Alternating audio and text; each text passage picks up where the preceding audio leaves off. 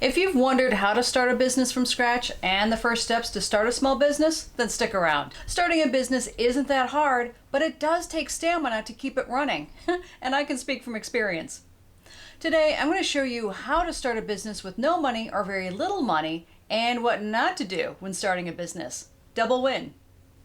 By the end of this video, you'll have the first essential steps to start a small, successful business in 2021 and get back to the workbench.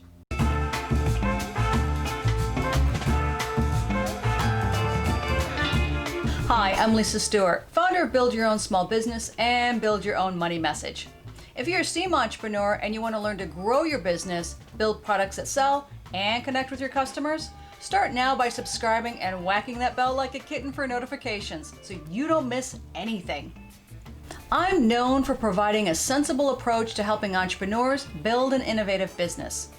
As I outline the first steps to start a small business, you might recognize that my approach includes bootstrapping techniques that won't break the bank. So if you've got a product to sell or a service idea, you'll want to apply these 5 essential steps to start and grow your business. If you've heard me before, you'll know that I use the word product as shorthand for both real products that you can hold in your hand and services. I believe both are products. So if you hear me say the word product without referencing service, I'm talking to you too. Okay, let's get started. Step 1, product and service. Identify your product or service idea to sell to your customers. Will it be one product or a suite of products? Will it be a standalone or an add-on service? If you're not sure, consider this process I use when building products and services for my product-based business. Develop, test, and iterate one key product feature to create your minimum viable product, your MVP. This MVP is the product's most basic form without the bells and whistles. In your product's most basic form, you should be able to answer what does it do and who is it for. Develop the MVP, test it yourself, and have a couple of potential customers test it as well. Resist feature-itis. Don't add anything more than is required for your product to work, because honestly, impact is far more important than effort. Next is iterate. Now is the time to make tweaks to the final product, but only glaringly obvious ones. If you're considering customer input, check other customers to see if they have the same issues. Make sure the suggestions you're considering are from the majority of customers. If 2 out of 10 customers feel you should change your product or service design, they might be outliers. Outliers may not be enough to warrant a significant change to the product's functionality. Finally, is this a standalone product or a service? Does it require a sibling to form a suite of products? Sometimes the product line builds itself, as in my line of calligraphy cats, originals to prints to note cards. After I designed the originals, I wanted to accomplish 2 things. 1, anchor my original price point against a reproduction, and 2, have a second product for the purchaser to gift to a friend. I had customers say to me at a show, I want to buy an original for myself, but I don't want to buy one for my friend. My suggestion was to buy herself the original and a reprint for her friend. Win-win. My note card served as another price point for those who wanted smaller versions of the illustrations. They'd use them to send individually, send the entire packs as gifts, or to hang as an arrangement on their wall. It was delightful to hear how customers were using my art in their lives. As I mentioned earlier, sometimes a product line builds itself. In this case, I had originals, note cards, and prints developed in that order. Perhaps you have one solid product that sells, as in the case of my client Taken Bar Stools. They have one product, a bar stool they sell to restaurants and cafes. They're able to apply custom colors to the pedestals for their customers to achieve the look the interior design team has envisioned. If you're starting a service-based business, you can use your experience, your intellectual property, to begin building your business. You can do this with little money or no money to start. Now that you've identified your product, developed, tested, and iterated into one solid product to sell, let me tell you what not to do. Don't run out and have 1,000 of these made. You want to establish demand. It's okay if you start making your product by hand for the first dozen. It's okay if you run out. It's okay if you have lead time. Once you establish demand, you can think about the next level. But until then, let's talk about step 2, brand and branding. Brand is simply who you are, what you do, and who you serve. Before you can move forward with the sexy stuff like messaging and visuals, you've got to know your audience. Who are they, and what is their current circumstance? In my Build Your Own Money Message course, I teach clients how to craft a brand message blueprint that makes them money. The fundamental driver of that message blueprint is understanding who they're talking to, and I cover this at length. It doesn't matter how good you are if people don't understand what you do and why they should work with you.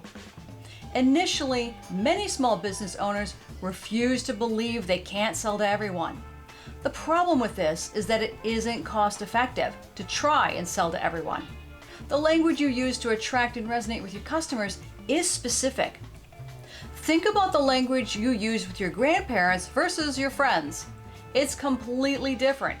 For example, would you shout, "Yo Nana, you want to split a joint with your homegirl?" Unless you've got a real hip grandma, I doubt that invitation is going to fly. See how this tone and language differs? I hope this starts to become clear when it comes to understanding how vital it is to use the right language to connect with your audience. After you get your messaging and your Nana straightened out, move on to your visuals and design guidelines. The work that you put into your brand messaging blueprint will help to inform your visual atmosphere.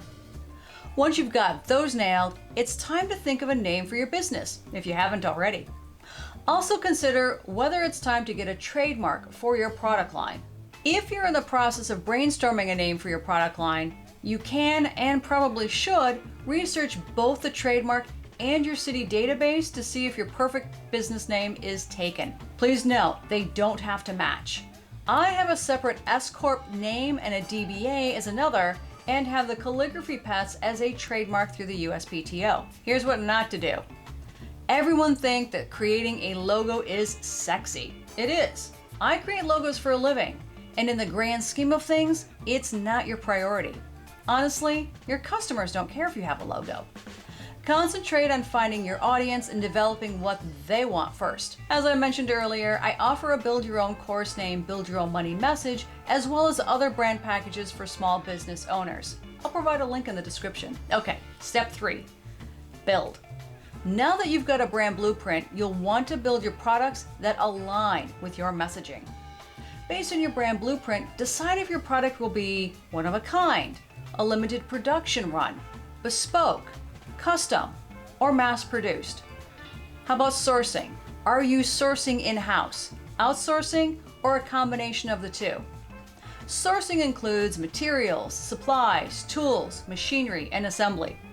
All of these line items need to be addressed when designing your final product. What not to do? Don't mix and match the quality of your materials. Does it make sense to use base metal clasps with precious metals?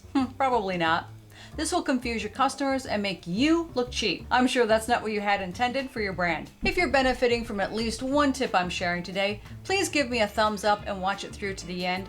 It helps others to see it. Okay, step 4, market and sell. How are you going to market and sell your product or service? What this means is how people find you and how you give them a reason to buy your product. Essentially, it's show me the money. This is the fastest route to exchanging goods for cash. What are your plans for marketing your product? Where will you serve your customers? Will it be traditional or guerrilla marketing? Will it be offline or online? Will it be through direct mail, email, social media, or paid advertising? Finally, how can your customers buy your goods? Can they buy them from you directly in person at a trade show, a festival, specialty market, or gallery? Or do they have to buy them online through a marketplace or on your own website? Province, pandemics, and politics all influence how you're able to exchange merch for moolah. It's unique to each one of us. I know, this is a lot, but all of these things help to build your business. What not to do? Don't spread yourself too thin. You don't have to do all of these at once. You can just start with 1 or 2. If you're starting a new business or you've been established for a while, grab your copy of the Small Business Brand Toolkit to get started. This free small business brand toolkit is a system I start my clients out on that contains all the essentials for creating, launching, and growing a successful business. Now, the last puzzle piece of building your business is step 5, cover your assets. While this isn't the sexy part, this is the protection part. To start, establish legal entities with a business bank account, a merchant payment processor, CPA, business insurance, and a city or state operator's license. 2 things I want to underscore are, I've been known to say this several times, get a CPA. You don't have to get one tomorrow, but get one in the next few months. They are your best defense when it comes to Uncle Sam, hands down. They are the insurance card in my back pocket. The IRS tends to audit small business owners more frequently who don't have a CPA. I've received a number of notices from the IRS and immediately I get anxiety-ridden. My heart starts beating 1,000,000 miles an hour, my palms get sweaty, and I can't speak. Then I remember, I've got my CPA to handle the headache. Do you enjoy sweaty palms and anxiety? No? Then get yourself a CPA. In the grand scheme of things, they're not that expensive. And number 2, one of my favorite payment processors is SquareUp. SquareUp has so many hidden advantages, from taking single payments via your phone, invoicing, subscriptions for your services, and a free marketplace for your products. For those of you in strict service-based businesses, you too can create your services as products. What not to do. Please don't forget to copyright and trademark your work. This is your intellectual property. Consider building a business to sell. Investors who buy businesses buy processes and intellectual property. Those are your assets you want to build into the value of your brand. Now that you've got your first steps to starting a small business, continue with the series, starting with a new business right here. Remember, great things take time. I can't wait to see you in the next video. Keep building.